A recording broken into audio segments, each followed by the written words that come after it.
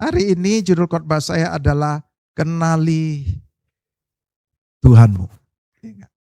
Saudaraku, kalau bicara Tuhan ini kadang-kadang kita ini seringkali seringkali kita ini nyampur dengan apa yang kita pikirkan. Saudaraku, kenapa di dunia ini ada begitu banyak Tuhan ya gitu ya? Banyak Tuhan.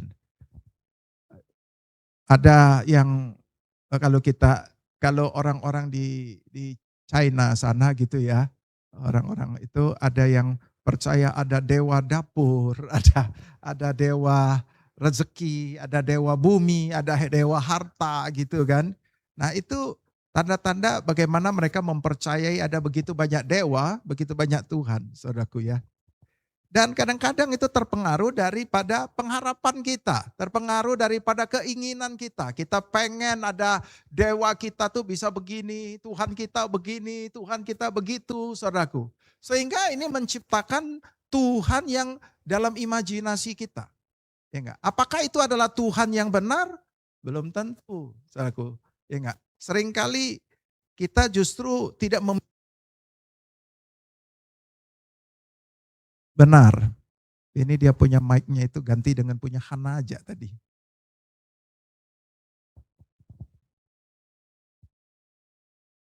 Nyalain punya Hana. Cek. Oke, thank you.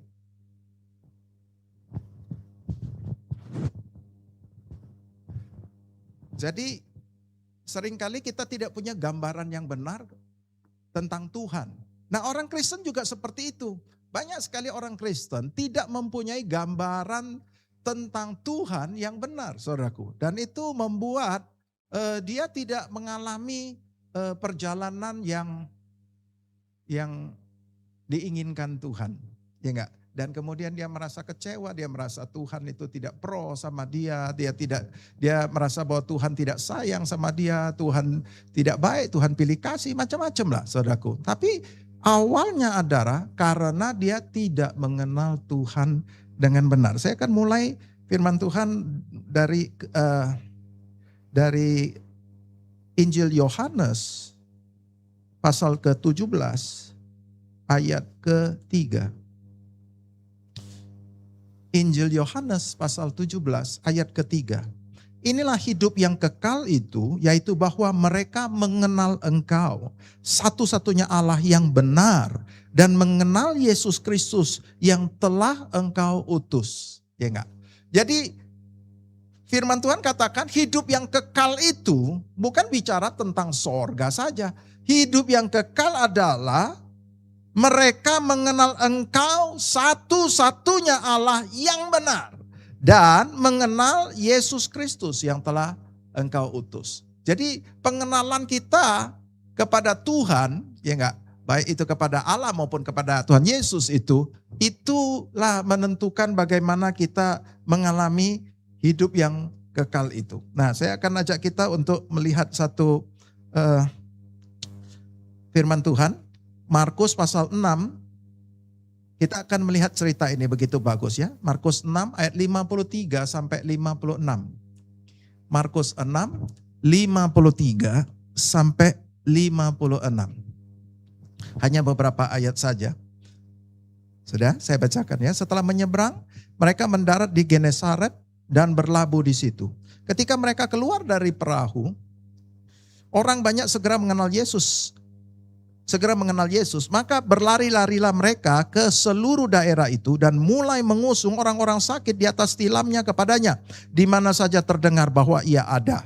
Kemanapun ia pergi, ke desa-desa, ke kota-kota atau ke kampung-kampung, orang meletakkan orang-orang sakit di pasar dan memohon kepadanya supaya diperkenankan mereka menjamah walaupun hanya jumbai jubahnya saja. Dan semua orang yang menjamahnya menjadi sembuh. Saudaraku, kisah ini begitu luar biasa. Dikatakan Yesus menyeberang, begitu dia mendarat di situ dan orang banyak mengenal Yesus. Segera mengenal Yesus dan mereka berlari-lari ke seluruh daerah dan mulai mengusung orang sakit di atas tilamnya kepadanya. Saudaraku, waktu Yesus mendarat di Genesaret itu, orang-orang mulai mengenal Yesus. Kira-kira orang-orang mengenal Yesus itu sebagai Yesus yang bagaimana? Oh, itu dia anak tukang kayu. Oh, itu dia tukang kayu. Apakah itu yang dikenal oleh mereka? Ya enggak? Oh, itu dia anaknya Yusuf Maria. Apa yang kira-kira yang mereka kenal? Mereka segera mengenal Yesus. Dan kemudian mereka berlari-lari ke sana kemari gitu ya. Membawa orang sakit. Jadi Yesus dikenal sebagai apa? Saya percaya orang-orang itu mengenal Yesus. Itu dia Yesus. Yesus yang menyembuhkan. Yesus yang menyembuhkan. Semua orang disembuhkan. Yesus yang menyembuhkan sudah datang ke tempat ini. Ayo bawa. Ingat. Saya percaya mereka mengenal Yesus sebagai Yesus yang menyembuhkan. Betul enggak? Makanya tindakan mereka adalah begitu mereka melihat Yesus, oh Yesus yang menyembuhkan itu datang, langsunglah mereka berlari-lari di kampung mereka itu ke seluruh daerah itu dan mulai mengusung orang-orang sakit di atas tilamnya kepadanya. Saudaraku, mereka mengenal Yesus sebagai Yesus yang menyembuhkan.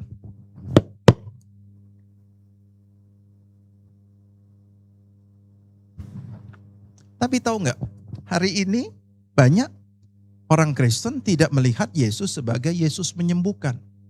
Berapa banyak orang-orang Kristen itu mengenal Yesus dengan benar? Kebanyakan orang mengenal Yesus sebagai Yesus yang menyelamatkan. Yesus yang bawa kita masuk sorga, titik. Gak ada yang lain, saudaraku. Mereka tidak mengenal Yesus yang menyembuhkan. Ya enggak? Mereka tidak mengenal seperti itu, tapi mereka lebih mengenal Yesus yang menyelamatkan. Saudaraku. Jadi sehingga Injil selalu diberitakan, selalu berbicara tentang kita diselamatkan. Kita diampuni dosa kita sudah ditebus, kita sudah diselamatkan, kita memiliki janji hidup yang kekal. Itu toh. Tetapi sebenarnya jauh lebih daripada itu. Yesus bukanlah sebagai Yesus yang menyelamatkan. Waktu Yesus turun ke muka bumi ini, dia diperkenalkan sebagai anak Allah. Dia diperkenalkan sebagai anak Allah. Dia tidak pernah diperkenalkan sebagai Allah. Walaupun dia adalah Allah. Ya enggak, dia adalah firman yang menjelma jadi manusia gitu. Ya dia adalah Allah. Ya enggak, firman itu adalah Allah. Tapi Yesus tidak pernah satu kali pun diperkenalkan sebagai Allah. Malaikat memperkenalkan dia sebagai anak Allah. Dia ngomong sama Maria, anak yang dikandung itu akan disebut anak Allah gitu. Bapa di sorga sendiri pun memperkenalkan Yesus. Waktu Yesus dibaptis, inilah anakku yang kukasihi. Ya enggak? Saudaraku, murid-murid juga mengenal dia sebagai anak Allah. Dia memperkenalkan dirinya sendiri sebagai anak Allah. Tapi dia sebut anak manusia. Dan kemudian setan ketemu sama Yesus. Dia sebut Yesus sebagai anak Allah. Prajurit Romawi yang menggantung dia di kayu salib itu. Prajurit Romawi itu melihat tanda-tanda alam, dia ngomong inilah anak Allah. Saudaraku, Yesus diperkenalkan sebagai anak Allah. Sebagai anak Allah dialah menjadi teladan bagaimana anak Allah itu hidup. Saudaraku. Dia menjadi teladan. Dan kemudian dia ada di muka bumi 33,5 tahun. Dan 3,5 tahun dalam pelayanan dia. Saudaraku, dia menunjukkan bagaimana kuasa dia sebagai anak Allah. Tapi kita juga adalah anak Allah setelah kita terima Tuhan Yesus. Tapi mari kita akan lihat bagaimanakah Yesus. Yesus sebagai Allah, sebagai anak Allah yang menyembuhkan. Luar biasa.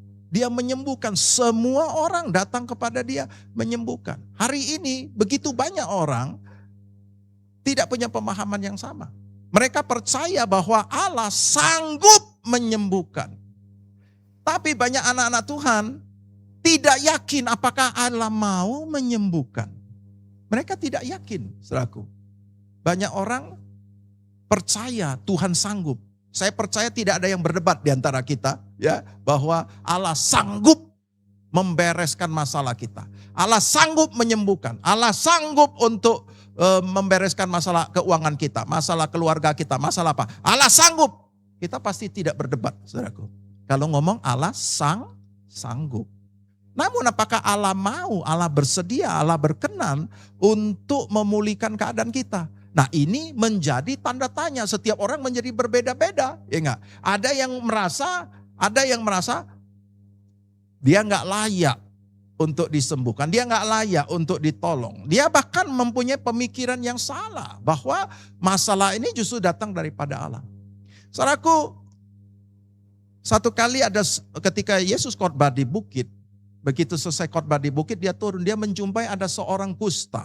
Orang kusta ini najis, tak boleh dekat dengan masyarakat karena kusta, najis ya gitu ya. Dia harus jauh. Dan waktu dia lihat Yesus turun, dia itu lagi bersembunyi di pinggir batu itu. Dan dia mendekat, dia dari jauh, agak jauh dia ngomong sama Yesus. Dia ngomong, Tuhan kalau kau mau, kau bisa menyembuhkan aku, kau bisa mentahirkan aku. Kalau mau. Orang kusta ini dia percaya bahwa Tuhan itu sanggup. Dia sanggup, kau bisa. Kalau kau mau, kau bisa pulihkan aku.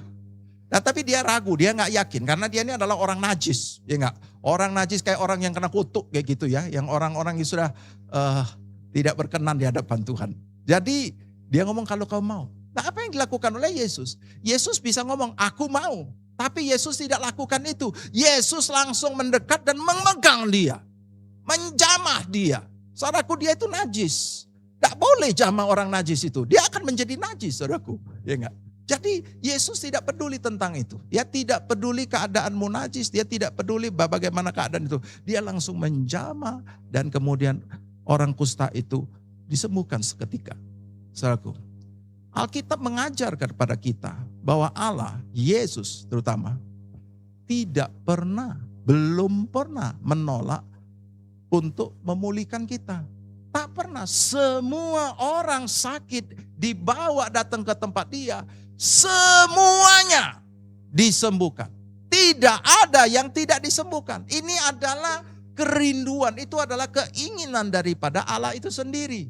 Keinginan daripada anak Allah ini juga. Yesus itu. Bahwa kita mengalami kesembuhan. Tetapi kita tidak yakin. Kita selalu yakin bahwa Allah itu sanggup, Allah perkasa, Allah hebat, Allah dahsyat, Allah luar biasa. Tidak ada yang mustahil. Bagian situ kita selalu percaya. Tapi kenapa kita tidak bisa percaya bahwa Allah itu mau menyembuhkan aku. Allah itu mau memulihkan aku. Dia mau membereskan masalah keuanganku, masalah keluargaku, masalah pekerjaanku, masalah kesehatanku. Allah itu selalu mau, tidak pernah tidak mau. Saudaraku. Nah, saudaraku, yang lebih celaka lagi mereka punya pemahaman yang salah berhubungan dengan masalah yang dialami. Ya enggak? Beberapa orang mengalami gini, oh ya, aku tahu aku ini mengalami masalah ini, kalau aku mengalami kebangkrutan ini, atau aku mengalami sakit ini, aku tahu Tuhan sedang menghukum aku. Karena belakangan ini aku sedang hidup tidak benar di hadapan Tuhan. Ya enggak? Jadi dia itu mengaminkan, melegalkan dan seolah-olah dia menerima kalau dia mengalami masalah berat ini. Karena apa? Karena dia merasa hidupnya tidak cukup benar di hadapan Tuhan. Makanya Tuhan itu sedang menghukum aku, dia menghajar aku supaya aku bertobat, supaya aku sadar. Seperti itu. Dan mereka percaya bahwa Tuhan memberikan penyakit itu untuk membuat dia sadar. Ada yang berpikir begini, Tuhan sedang mengajar aku, Tuhan sedang melatih aku, melatih imanku. Makanya dia kasih aku melalui penyakit ini, Tuhan lagi melatih imanku. Tuhan lagi mengajar aku supaya aku itu boleh semakin bertumbuh, lebih percaya, lebih bergantung kepada Tuhan. Saya mau tanya, mari kita coba lihat Alkitab kita, mulai dari kita buka di ini ya, di Injil ya, Injil aja. Mulai dari Matius sampai Yohanes. Pernahkah satu ayat saja saudari, kalau ada satu ayat saja di mana Yesus menimpakan penyakit kepada seseorang untuk mengajar? Pernah nggak kita jumpai ayat kayak gitu? Tuhan menimpakan satu musibah untuk mengajar. Pernah? Ya pernah, Yesus tak pernah lakukan itu. Dia gak akan menaruh penyakit pada diri kita dan kemudian dari penyakit itu dia mulai mengajar kita. Tidak pernah. Kita ini punya pemahaman konsep Tuhan yang salah. Ingat, kita berpikir bahwa Tuhan kita adalah Tuhan yang menghajar, Tuhan yang menghukum, Tuhan yang menaruh penyakit, semua berbagai persoalan supaya bisa mengajar kita. Alkitab tak pernah mengajarkan kita seperti itu. Seringkali kita mengalami berbagai pencobaan dan kita menganggap bahwa itu datang daripada Tuhan. Karena kita selalu berpikir bahwa segala sesuatu itu harus seizin Tuhan. Kita selalu berpikir begitu. Jadi kita berpikir kalau saya mengalami itu pasti karena seizin Tuhan. Terlepas daripada itu ya. Tapi poinnya adalah Tuhan katakan dia tidak pernah mencobai. Nggak pernah mencobai. Allah kita tidak pernah mencobai kita seperti itu. Namun apakah tidak seizin Tuhan? Ya bisa jadi seizin Tuhan. Tetapi Allah tidak pernah memprakarsai itu. Contoh. Di dalam kisah Ayub mengalami masalah yang begitu berat. Ya enggak? Ayub yang mengalami masalah yang begitu berat, wah dia dihabiskan gitu ya. Hartanya habis, semua anaknya mati semua gitu. Itu siapa yang lakukan? Iblis. Iblis dari awal sudah ngomong minta izin kepada Tuhan supaya dia dikasih kesempatan untuk menjamah Ayub. Menjamah hartanya, menghabiskan anak-anaknya. Iblis itu minta izin dari Tuhan. Kalau Tuhan tidak kasih izin memang diproteksi dia seperti itu. Tapi begitu dia dapat izin dia memang melakukan. Tetapi itu bukan prakarsa daripada Tuhan. Dan Alkitab mencatat bahwa Ayub di dalam dalam kisah Ayub 1 ayat ke-22 dikatakan Ayub tidak menuduh Allah berbuat yang tidak patut. Ayub tidak menuduh Allah. Artinya dia tahu ini bukan Allah. Ya enggak? Tapi ketika dia dicobai sekali lagi, ya enggak? Iblis minta dicobai, kau jamah tulang dan dagingnya. Dan waktu dia dapat kesempatan itu, dia timpakan borok-borok, wah dari atas kepala sampai bawah kaki. Dan selanjutnya, respon Ayub itu sudah berbeda. Tujuan daripada iblis ngomong sama Tuhan. Allah kau proteksi dia, kau lindungi dia, coba kau kasih kesempatan buat aku. Ya enggak? Kau jamah tulang dan dagingnya. Dia akan kutuk engkau. Tidak ada Tuhan-Tuhanan lagi dia. Ya enggak? Dia akan marah. Dia nggak akan baik lagi. Tidak seperti yang kau katakan lah. Ayub tuh nggak seperti yang kau katakan. Kira-kira begitu. Iblis. Jadi waktu dia dapat kesempatan dia timpakan borok-borok kepada Ayub. Ayub mulai. Dia responnya begini. Dia ngomong seandainya aku nggak dilahirkan. Seandainya aku mati saja waktu dalam kandungan. Dia berharap dia itu tidak dilahirkan, mati dalam kandungan. Tapi makin ngobrol, makin cerita dia sama temennya gitu. Dia mulai ngomong, Tuhan dulu tuh Tuhan baik. Dulu Tuhan itu bergaul sama aku. Sekarang Tuhan gak gitu lagi. Makin cerita ke situ, dia makin ngomong. Aku mau kasih tahu, aku ini gak salah. Aku mau berperkara gitu. Dia mau berperkara lawan Tuhan. Dia marah sama Tuhan. Dia anggap Tuhan itu tidak adil. Kapan aku pernah lakukan begini begitu? Gak pernah nih. Aku gak salah, aku mau berperkara. Dia akhirnya dia marah sama Tuhan. Persis seperti apa yang menjadi kehendak daripada si iblis. Ya enggak? Dan kemudian setelah Tuhan berdialog sama Ayub. Di pasal 42 akhirnya kemudian Ayub mencabut perkataannya. Dia ngomong, Tuhan aku ini ngomong tanpa pengertian. Dulu aku tahu tentang engkau tuh dari apa kata orang. Sekarang mataku memandang kepadamu. Aku mencabut semua perkataanku itu. Dia cabut. Pemahaman dia itu tidak benar. Omongan dia ini tidak tanpa pengertian yang benar. Sehingga ngomongnya ngawur-ngawur tentang Tuhan. Pengenalan dia kepada Tuhan itu dulu tuh begitu salah. Karena dari apa kata orang. Tapi sekarang dia mulai serius untuk melihat kepada Tuhan. Dan dia cabut semua perkataan yang tidak benar itu. Dan langsung dia dipulihkan. Ingat, untung pada pasal 42 Ayub bertobat mencabut semua itu ya. Dia berubah pandangannya. Untung. Kalau enggak, kalau Ayub belum bertobat dia ngoceh terus, ngomong terus, maka kisah kitab Ayub itu mungkin sampai pasal 378 kali.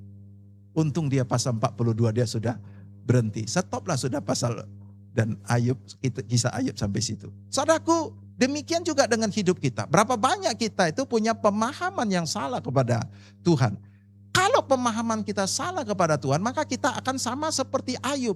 Ayub itu bukannya tidak baik orangnya. Bukannya dia bukannya dia hidup dalam kejahatan. Dia hidup di dalam takut akan Tuhan, saleh, menjauhi kejahatan. Ya enggak? Tetapi Ayub tidak punya pemahaman, pengenalan Tuhan yang benar. Sehingga ketika dia mengalami cobaan, dia marah kepada Tuhan. Nah, ini tak benar. Saudaraku, ketika kita, bukannya kita tidak baik, bukannya kita tidak sungguh-sungguh kepada Tuhan, tapi kalau kita tidak punya pengenalan yang baik, respon kita ini akan salah kepada Tuhan. Berapa banyak kita lihat orang-orang itu yang marah kepada Tuhan ketika dia mengalami cobaan bertubi-tubi. Dia marah, Tuhan kenapa kau begitu Tuhan? Tuhan kenapa kau izin? Wah, kenapa kau izinkan? Kenapa begini? Kenapa begitu? Seolah-olah Tuhan itu bertanggung jawab dan wajib untuk menjaga keadaan kita harus selalu dalam keadaan baik. Ketika keadaan tidak baik, ya enggak, maka kita marah sama Tuhan. Padahal yang lakukan itu adalah iblis. Ya enggak? Yang lakukan itu iblis. Tuhan ngomong, musuhmu itu bukan darah dan daging. Musuhmu itu adalah roh-roh jahat, penguasa udara itu. Ya enggak? Itulah musuhmu, kau harus lawan dia. Seperti itu. Lawanlah iblis. Iblis itu seperti singa yang berkeliling mengaum-ngaum mencari orang yang dapat ditelannya. Lawan dia dengan iman yang teguh. Tunduklah kepada Allah, lawanlah iblis. Maka dia akan lari daripadamu. Saudaraku, Tuhan tuh ngajarin kita. Musuh kita itu adalah si setan iblis itu. Yang bikin kacau keuangan kita, yang mengganggu kesehatan kita, yang mengganggu keluarga kita, yang mengganggu pekerjaan kita, yang merusak semua kehidupan kita. Itu pasti iblis. Tapi pernah gak kita mendengar orang yang marah sama iblis? Dasar setan kau iblis ya, awas kau ya, kurang ajar iblis. Pernah kita dengar kayak gitu? Pernah kalian lakukan itu? Tak pernah. Kita selalu dengar orang marah sama Tuhan karena dia ngomong, kenapa kau izinkan? Seolah-olah salah Tuhan itu. Kita gak pernah marah sama si penyebabnya itu. Yang sumber masalah itu si setan iblis itu. Gak pernah kita marah. Itulah gambaran daripada pemahaman yang salah. Saudaraku, di dalam, saya ajak kita lihat di dalam Roma pasal 8 ayat ke-31 sampai 34. Mulai dari 31 sampai 39 itu adalah curhatnya Tuhan. Tuhan itu mau curhat juga, tapi lewat Paulus ya. Dia tuliskan ini. Ini Tuhan lagi curhat ya. Roma 8 ayat 31. Sebab itu apakah yang akan kita katakan tentang semuanya itu? Jika Allah di pihak kita, siapakah yang akan melawan kita? Ia yang tidak menyayangkan anaknya sendiri tetapi yang menyerahkannya bagi kita semua. Bagaimanakah mungkin ia tidak mengaruniakan segala sesuatu kepada kita bersama-sama dengan dia? Siapakah yang akan menggugat orang-orang pilihan Allah? Allah yang membenarkan mereka? Siapakah yang akan menghukum mereka? Kristus Yesus yang telah mati? Bahkan lebih lagi yang telah bangkit dan juga duduk di sebelah kanan Allah yang malah menjadi pembela kita. Saudara boleh baca terus sampai ayat ke-39. Firman Tuhan katakan, siapakah yang akan menjadi lawan kita? Jika Allah di pihak kita, ya siapakah yang akan melawan kita? Saudaraku, seringkali kita berpikir Tuhan itu tidak di pihak kita, bahkan melawan kita, bertentangan dengan kita. Saudaraku, saya punya teman satu. Teman saya dulu, dia itu pengen punya anak. Ya enggak, sudah menikah enggak punya anak. Akhirnya dia pergilah ke dokter kandungan, ya carilah dokter kandungan yang bagus-bagus. Dan kemudian ternyata dia hamil lewat dokter kandungan yang hebat itu. Oh, dia keliling lah Surabaya lah, Semarang lah, sampai ke Singapura saudaraku ya. Dia keliling gitu. Akhirnya istrinya hamil. Begitu hamil ya, selang beberapa waktu keguguran. Kemudian dia kecewa lagi. Dia terus berusaha lagi, pergi ke dokter lagi. Dan akhirnya hamil lagi, keguguran. Hamil lagi, keguguran. Sampai 5 kali. 5 kali Bapak Ibu. Kalau engkau yang pengen sekali punya anak, tapi kemudian gak dapat anak gitu. Dan kemudian tiba-tiba akhirnya hamil. Waduh, ini adalah satu pengharapan. Wah, senangnya minta ampun. Tapi keguguran. Kecewa pasti. Tapi kemudian dicoba lagi, akhirnya hamil lagi. Tapi keguguran. Kalau orang keguguran sekali, 2 kali itu bisa dibilang. Keguguran sampai 5 kali. Soalnya dia marah sekali sama Tuhan. Dia bukan marah sama setan. Dia marah sama Tuhan. Tuhan, kenapa kau kejam sekali sama aku Tuhan? Kau jahat, kau kejam sekali. Kenapa kau lakukan begitu? Dia ngomong, kenapa kau lakukan begitu kehadap aku? Dia marah sama Tuhan. Kenapa? Karena dia tidak dapat anak. Dan kenapa gugur Tuhan? Ya enggak, kau kan bisa berkati supaya kalau sudah hamil tuh supaya berjalan normal lah dan kemudian dilahirkan lah. Ya enggak. Akhirnya dia enggak mau Tuhan lagi dia. Dia marah gitu. Aku sempat ngomong sama dia. Kenapa kau harus marah sama Tuhan ya gitu ya. Aku setiap kali dengar kau ngomong, setiap kali kalau kau bicara sama aku, kau pasti sedang menceritakan si dokter yang di Semarang kah, dokter di Surabaya kah, dokter di kota ini kah, dokter di Singapura kah. Kau selalu cerita dokter hebat. Kau gak pernah cerita Tuhan hebat. Tapi ketika lagi mengalami masalah keguguran, kau marahnya bukan sama dokter, kau marah sama Tuhan. Aku heran juga gitu. Kau coba renungin baik-baik lah. Siapa sebenarnya yang menjadi sumber berkat, yang siapa yang menjadi sumber masalah? Seperti itu. Apakah Tuhan itu sumber berkat atau sumber masalah bagimu gitu? Apakah dokter itu sumber berkat atau sumber masalah? Aku gak ngerti gitu. Tapi kau marah sama siapa gitu? Coba kau renung baik-baik lah. Siapa yang tempat kamu bergantung itu? Yang siapa yang menjadi tempat ini? Yang tempat yang harusnya kau bergantung itu? Akhirnya selang beberapa waktu dia ngomong, pokoknya mulai sekarang aku tahu, aku gak akan pergi ke dokter lagi. Dokter apapun aku tidak akan pergi. Ayah, kau minta sama Tuhan lah. Akhirnya kamu jangan marah sama Tuhan. Kau minta sama Tuhan. Selang beberapa waktu dari omongan dia itu, 2 minggu kemudian dia hamil. Gak ada dokter-dokter lagi ini sudah. 2 minggu kemudian dia hamil. Hari ini anaknya sudah 3, gak pakai dokter-dokter dan tidak pernah keguguran. Amin saudaraku. Kita beri tepuk tangan untuk Tuhan lagi. Kadang-kadang kita terlalu menekankan kepada pengharapan kita kepada manusia. Ingat. Justru di dalam Yeremia pasal 17 ayat 5, terkutuklah orang yang mengandalkan manusia, yang mengandalkan diri sendiri, yang hatinya menjauh daripada Tuhan. Saudaraku, justru Tuhan tidak mau kita ini terlalu mengandalkan manusia. Dia mau supaya kita mengandalkan Dia. Allah kita adalah Allah yang dimana Dia mau menjawab semua kebutuhan kita. Dia mau menolong kita, saudaraku. Nah saudaraku, Tuhan katakan, jika Allah di pihak kamu, siapa jadi lawan kamu? Dia mau kasih tahu kita. Allah itu di pihak kamu. Aku ini di pihak kamu, bos. Bukan aku yang lawan kamu. Yang lawan kamu itu setan. Yang bikin masalah, yang merusak kamu, yang mengganggu kesehatan kamu, ganggu keuangan kamu itu setan. Aku di pihak kamu. Aku, inilah Tuhan ini curhat. Aku ini disalahpahami terus. Kalau dia mengalami masalah, dia marahnya sama aku. Dia ngomong aku gak pro sama dia. Ingat. Terus dikatakan apa? Ayat 32-nya dikatakan apa? Ia yang tidak menyayangkan anaknya, tetapi yang menyerahkannya bagi kita. Bagaimanakah mungkin ia tidak mengaruniakan segala sesuatu kepada kita bersama-sama dengan dia? Dia ngomong, kau berdoa, kau selalu ngomong, Tuhan kenapa kau gak jawab aku? Tuhan kenapa kau pilih kasih Tuhan? Tuhan ngomong apa? Anakku itu, Yesus itu aja sudah kuberikan kepadamu untuk membereskan masalahmu. Anakku saja aku tidak sayangkan, aku kasih untuk kamu. Masa kan urusan tetek bengek, urusan sepele yang kayak gini aku tidak karuniakan? Masa aku gak jawab? Ya enggak? Yang urusan anakku aja aku kasihkan kepadamu. Supaya kamu itu bisa mempunyai hidup yang baru. Masain setelah kau dapat hidup yang baru, kau berdoa aku tidak jawab kamu, yang benar. Saudaraku, Tuhan itu sangat peduli di dalam hidup kita.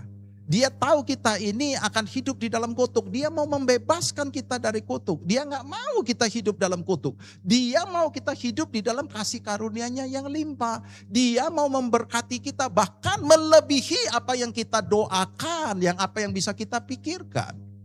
Tapi kita ini salah paham terus. Kita selalu berpikir bahwa Dia tidak sayang kita, Dia tidak jawab doa kita. Baru ketika kita berdoa dan belum mendapat jawaban, kita sudah menganggap bahwa Tuhan tidak mau menjawab kita. Pasti ada yang salah. Itu pasti ini. Terus kita mulai berpikiran yang salah, saudaraku.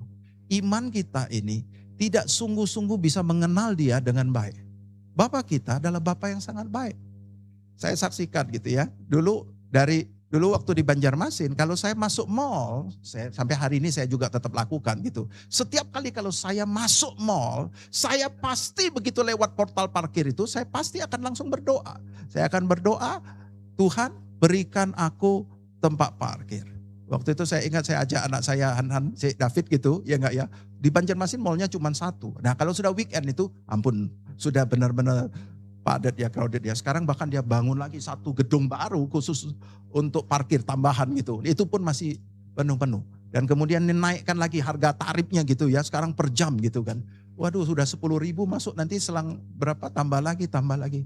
Nah saudaraku, setiap kali masuk ke mall saya selalu berdoa, Tuhan berikan aku tempat parkir. Nah itu David boleh jadi saksi gitu. Saya berdoa langsung. Dan selalu sampai hari ini udah berapa ratus kali. Setiap kali saya habis berdoa, tidak sampai 1-2 menit, saya walaupun tempat itu padat, walaupun kami sedang antri-antri, nanti ada saja gitu. Tiba-tiba, wah sebentar lagi antri pelan-pelan itu, tiba-tiba kucuk-kucuk satu orang masuk mobil ini. Yang ini sudah lewat, saya pas di depan saya, dia keluar, saya masuk. Selalu begitu.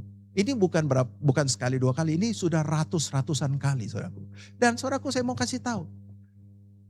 Tuhan ini urusan parkir aja begitu sepele. Urusan parkir saja Dia mendengar doa kita.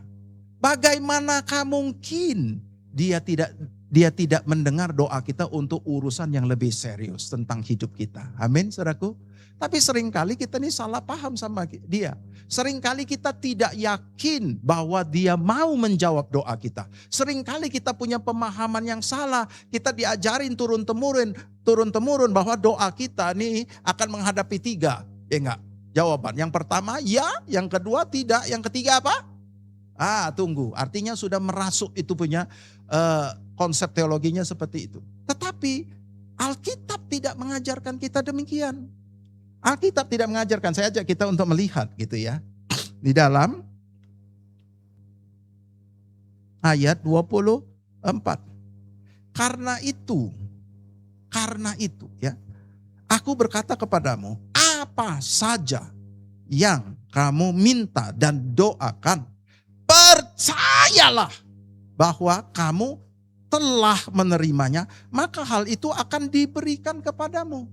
Tuhan ngomong kalau kau berdoa atau kau minta, kau harus percaya bahwa itu sudah diberikan kepadamu, maka hal itu akan diberikan kepadamu. Harus percaya bahwa kamu telah menerima, padahal belum terima. Tapi kau harus percayalah kamu telah menerima, maka kamu akan menerima.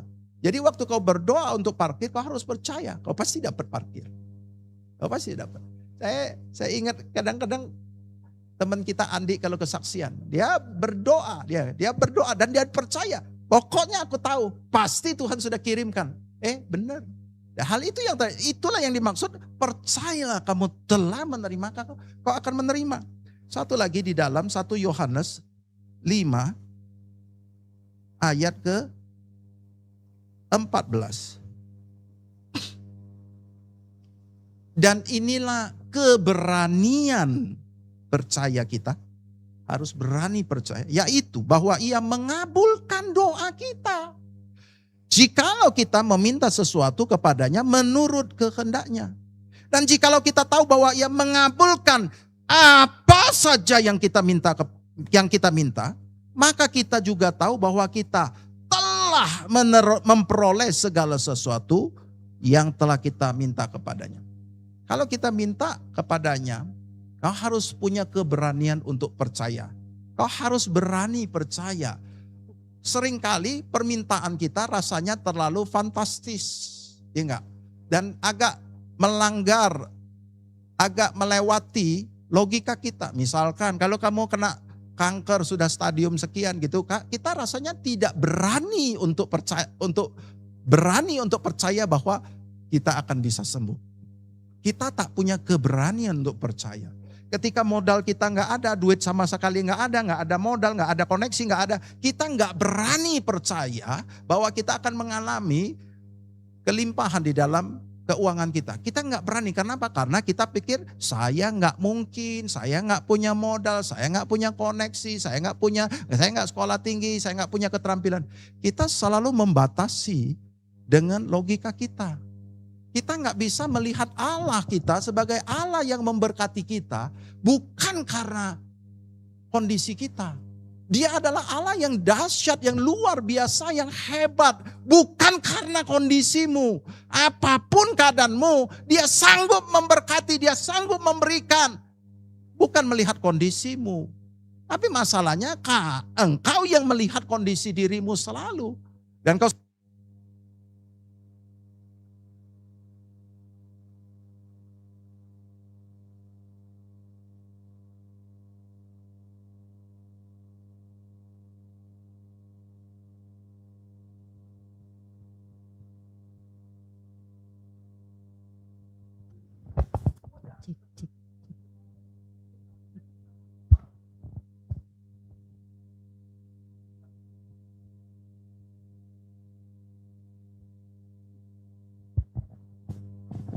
ganti baterai aja.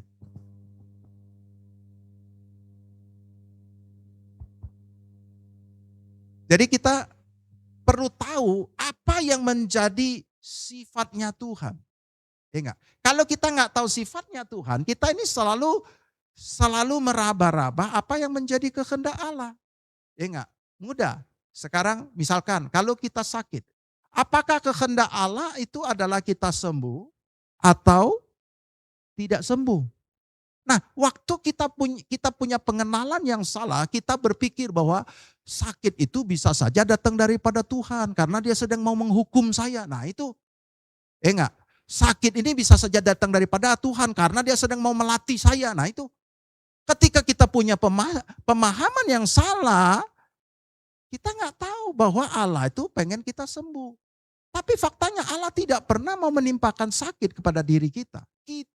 Pemahaman kita yang salah terhadap Tuhan berpikir bahwa penyakit datang daripada Tuhan. Tuhan itu datang ke dunia ini karena dia tidak tahan lagi lihat kamu itu sakit-sakitan. Dia tidak tahan lagi kamu hidup di dalam kutuk. Tuhan gak mau kita hidup dalam kutuk. Makanya dia hadirkan Yesus untuk membereskan urusan dosa dan konsekuensinya, yaitu kutuk itu yang di dalamnya adalah sakit penyakit.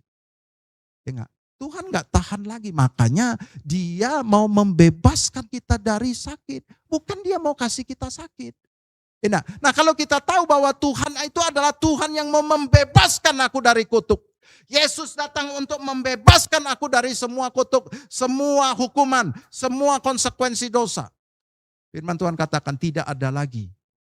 Tidak ada lagi. Roma 8 ayat 1. Penghukuman bagi setiap orang yang ada dalam Kristus Yesus. Nggak ada lagi. Kalau firman Tuhan ngomong nggak ada lagi, kita jangan tambah-tambahkan. Betul nggak? Kalau kita mengalami sesuatu yang tampaknya itu adalah hukuman, itu pasti bukan dari Tuhan. Sebab Tuhan sudah ngomong tak ada lagi. Dari aku tak ada lagi. Dari aku tak pernah lagi permasalahkan urusan dosamu. Itu sudah dibereskan oleh Yesus. Aku sudah hukumkan itu. Tapi pada tubuh Yesus. Nah, ada lagi hukuman untuk kamu. Saudaraku, ketika kita mengerti konsepnya, kita tahu bahwa ini bukan daripada Tuhan. Tuhan mau aku sembuh. Dan kalau aku berdoa untuk kesembuhanku, aku harus berani percaya. Apapun kondisi penyakitku, aku harus percaya bahwa aku pasti sembuh. Pasti sembuh. Kenapa? Karena Yesus yang telah membereskan semuanya itu. Yang membuat kita tidak sembuh adalah ketika kita terus ragu dan kita mengatakan bahwa itu datang daripada Tuhan. Dan kita mengaminkan seolah-olah kita siap untuk menerima sakit ini. Alangkah bodohnya kita. Itulah tipuan iblis. Ya enggak? Seolah-olah kita siap untuk menerima semua keadaan buruk yang sedang terjadi. Ngapain kita harus terima keadaan buruk? Tuhan itu kecewa ketika dia membereskan keadaan buruk itu dan engkau mengaminkan untuk menerima keadaan buruk. Itu kau nggak kenal Tuhanmu. Kita harus tahu. Tuhan gak suka kau bangkrut. Dia datang untuk memberikan kita hidup dan hidup dalam segala kelimpahan. Tapi ketika persepsi kita salah, kita pikir Tuhan sedang melatih, Tuhan sedang menghajar, Tuhan sedang apa gitu. Tapi poinnya kita pikir ini datang daripada Tuhan. Bagaimana kita mau minta Tuhan sembuhkan? Gak bisa. Kita gak percaya tentang hatinya, kehendaknya. Tapi kalau kita percaya kepada kehendaknya, kita boleh minta kepada dia dan dia pasti mengabulkan kepada kita. Karena kita selaras dengan dia. Kita berdoa pun beda. Kita akan ngomong, kita tidak akan ngomong, Tuhan engkau sembuhkan aku sakit. Seperti Hizkia berdoa, Tuhan sembuhkan aku yang sakit ini. Tapi kita akan berdoa, Tuhan aku tahu engkau sudah menanggung semua penyakit kelemahanku. Terima kasih Tuhan, aku mau menerima kesembuhan itu. Engkau memberkati kesehatanku ini. Dan kita akan melihat Tuhan menjawab. Karena apa? Karena kita selaras dengan kehendaknya. Kalau kita pikir itu penyakit datang daripada Tuhan, maka saran saya jangan minta Tuhan sembuhkan. Kenapa? Karena dari Tuhan. Udah tahu dari Tuhan, terus minta Tuhan sembuhkan. Loh, ini bertolak belakang. Kalau sudah tahu dari Tuhan, ya terima saja, nikmati saja sakit itu. Tapi kalau kita tahu bahwa itu bukan daripada Tuhan, maka kita mau melawan. Makanya Tuhan suruh kita, lawanlah si jahat itu, si iblis itu. Ya enggak, usir dia, lawan dia dengan iman yang teguh. Maka dia akan lari daripadamu. Aku menolak, setan kau tidak boleh taruh penyakit. Aku tahu Tuhan tidak pernah menghukum aku lagi. Yesus sudah membereskan aku dari semua kutuk Taurat. Dia sudah tanggung lagi, tak ada lagi penyakit yang harus aku tanggung. Setan, aku perintahkan kau pergi. Penyakit, aku tolak engkau dari tubuhku. Saudaraku, maka hal itu menjadi keinginan daripada Tuhan. Oh, Tuhan pengen kita hidup dalam kesehatan. Tuhan katakan apa? Bagaimana mungkin aku tidak mengabulkan doamu? Anakku saja sudah kukasihkan kepada kamu. Masa sih aku tidak kasih yang lain-lain? Masa sih kau minta diberkati pekerjaan aku gak kabulkan? Masa kau minta untuk diberikan rumah aku gak kasih? Masa? Ada begitu banyak permintaan kita. Masalahnya, beranikah kau percaya bahwa dia mengabulkan doa? Makanya 1 Yohanes 5 ayat 14 tadi kan saya baca ulang dari ayat 14-15. Dan inilah keberanian percaya kita kepadanya, yaitu bahwa ia mengabulkan doa kita. Jikalau kita minta sesuatu kepadanya menurut kehendaknya. Dan jikalau kita tahu bahwa ia mengabulkan apa saja yang kita minta, maka kita juga tahu bahwa kita telah memperoleh segala sesuatu yang telah kita minta kepadanya. Amin, saudaraku. Kita harus berani percaya bahwa Tuhan mengabulkan semua itu. Oke. Balik lagi ke ayat ke-33 tadi mana tadi? Roma 8 tadi.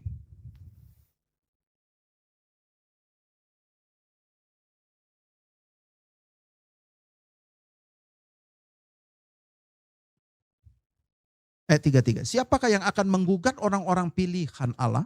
Allah yang membenarkan mereka. Siapakah yang akan menghukum mereka? Kristus Yesus yang telah mati. Bahkan lebih lagi yang telah bangkit, yang juga duduk di sebelah kanan Allah, yang malah menjadi pembela bagi kita. Kita berpikir bahwa Allah itu sedang mendakwa kita. Tuhan ngomong, siapa yang dakwa kamu? Allah yang dakwa yang benar. Kita harus mengerti pendakwa itu yang menggugat kita, yang mendakwa itu selalu iblis. Tak pernah Tuhan. Ya enggak? Tuhan nanya, siapa yang mendakwa kamu? Siapa yang gugat kamu? Allah yang membenarkan kamu. Aku ini yang membenarkan kamu. Aku yang menghadirkan Yesus supaya kamu itu yang berdosa itu bisa jadi benar. Aku, skenarioku ini. Ya enggak? Aku yang membenarkan kamu melalui Yesus. Siapa yang menghukum kamu? Kita ngomong, oh Tuhan sedang menghukum aku. Siapa menghukum? Yesus yang hukum. Yesus itu mati untuk kamu. Mati menanggung hukumanmu. Kamu itu hidup dalam dosa. Hukumannya begitu banyak. Nah, Yesus ini menanggung hukuman itu. Bukan Yesus yang kasih hukuman. Yesus yang tanggung hukuman. Bahkan dia bangkit sekarang jadi pembela kamu. Jadi kau pikir, aku mau menghukum kamu. Soalnya ini curhatnya Tuhan ya. Tuhan lagi curhat lewat Roma 8.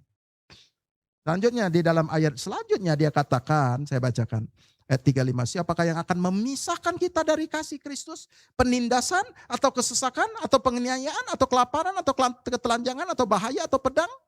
Dan selanjutnya, dia ngomong, siapa yang akan memisahkan kamu dari kasih Kristus? Apapun yang kau sedang alami, entah itu kelaparan, ketelanjangan, penindasan, segala keadaan buruk yang sedang kau alami, tidak akan memisahkan kamu dari kasih Yesus. Dia mau kita ingat kasih Yesus itu terus menerus ada menyertai kita. Itu yang Tuhan ingin supaya kita kenal dia dengan baik. Supaya kita gak salah paham dengan dia. Dan kita menuduh dia yang gak baik. Tuhan ngomong, aku di pihak kamu. Aku tidak akan mendakwa kamu. Yesus sudah tanggung semua hukumanmu. Dia pembelamu. Dan aku akan menjawab semua doa-doamu. Kau harus kenal aku. Aku adalah Allah yang sangat amat mengasihi engkau. Saudaraku, Tuhan mau supaya kita mengenal dia. Allah adalah Allah yang sangat amat mengasihi kita. Dia ada pro terhadap kita. Dia ada bersama-sama dengan kita. Yang berikut. Saudaraku, waktu orang-orang itu datang dan dia menjumpai Yesus. Ayat ke-56. Dia menjumpai Yesus. Mereka semua minta supaya, saya baca ya, supaya mereka diperkenankan, diizinkan menjamah Yesus atau menjamah jubahnya saja. Dan mereka semua yang menjamah itu, ya enggak ya, sembuh. Saudaraku, Yesus mau supaya kita ini memiliki satu iman yang begitu luar biasa. Iman yang agresif. Saudaraku. Orang-orang itu diajari sama siapa sih? Bahwa kalau menjamah jubah itu bisa sembuh. Pernah Yesus ngajarin demikian? Atau murid-muridnya? Tak pernah. Kisah ini adalah Markus pasal 6. Tapi di Markus pasal 5 ayat ke-25 ada cerita tentang seorang pendarahan yang sudah 12 tahun gitu ya. Seorang perempuan pendarahan. Kisah itu diikatkan sama cerita Yairus itu. Jadi dia itu pendarahan najis. Dia tidak boleh mendekat. Sama seperti orang dalam kutub tadi orang kusta tadi itu kan. Jadi dia diam-diam saja. Tapi dia pengen supaya Yesus menyembuhkan dia. Tapi dia juga gak berani ngomong. Karena kalau dia masuk tengah masyarakat, dia telah melanggar. Dia bisa dihukum mati. Ya enggak? Jadi dia diam-diam saja. Dia tidak berani ngomong. Tapi gimana caranya sembuh? Akhirnya muncullah satu keyakinan iman dia dari dirinya sendiri. Gak pernah diajarin siapapun. Dia ngomong, kalau aku jamah jubahnya, aku boleh jamah jubahnya, ujungnya itu. Aku sembuh. Itu keyakinan yang dari dia sendiri. Dan begitu dia jamah, saudaraku. Bukan kehendak Yesus. Di luar daripada kehendak Yesus. Tiba-tiba kuasa itu mengalir. Dan orang itu disembuhkan. Pendarahan 12 tahun yang menghabiskan seluruh hartanya. Dia sudah pergi ke semua tabib. Dan itu tidak menyembuhkan dia. Bahkan semakin parah Alkitab mencatat. Dan itu sembuh ketika dia jamah Yesus. Dan banyak orang yang ada di situ. Dan akhirnya dia ceritakan masalah dia. Ya enggak? Ya waktu Yesus tanya, siapa yang jamah aku? Aku merasakan ada kuasa yang mengalir keluar. Dan dia terus terang. Dan Yesus ngomong apa? Ibu, imanmu sudah menyelamatkan engkau. Yang menyelamatkan dia apa? Imannya. Saudaraku. Iman yang agresif. Dia bukan minta, Tuhan tolong doakan aku supaya aku sembuh. Dia enggak kayak gitu. Dia pikir, kalau aku jamah dia, aku akan sembuh. Itu imannya. Dan dia sembuh, saudaraku. Nah, saudaraku, itu didengar oleh begitu banyak orang. Sehingga waktu Yesus turun di Genesaret, semua orang itu langsung bawa. Itu Yesus. Yesus yang menyembuhkan. Ayo bawa. Wah, mereka bawa semua orang sakit. Keluarganya, temannya, siapapun yang dia tahu sakit. Dan dia pengen supaya mereka semua sembuh. Jadi dibawalah kepada Yesus. Dan mereka tidak ngomong, Tuhan tolong jamah kami, Tuhan tolong doakan. Ya, kalau doakan semua, wah satu persatu.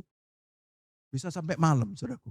Tapi mereka ngomong, Tuhan kasih kami kesempatan untuk jamah Engkau. Seperti perempuan pendarahan. Waktu dia dikasih kesempatan untuk jamah jubahnya saja. Semua orang disembuhkan.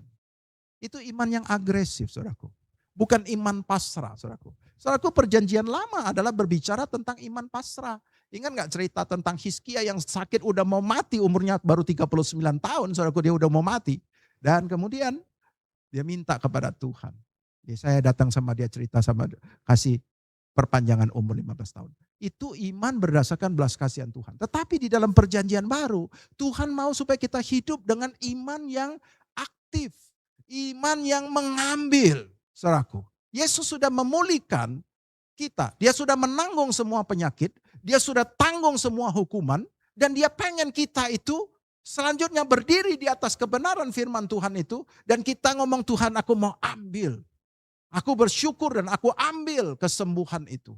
Aku mau ambil berkat itu yang sudah kau sediakan. Kau sudah lepaskan aku dari semua kutuk. Saat ini aku mau mengambil berkat di dalam kasih karunia-Mu. Aku deklarasikan. Aku hidupku diberkati. Keuanganku diberkati. Aku deklarasikan.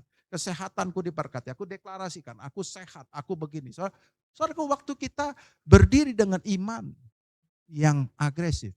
Itu adalah hal yang sangat menyenangkan Tuhan. Tuhan Yesus adalah pribadi yang mengajarkan iman itu sendiri.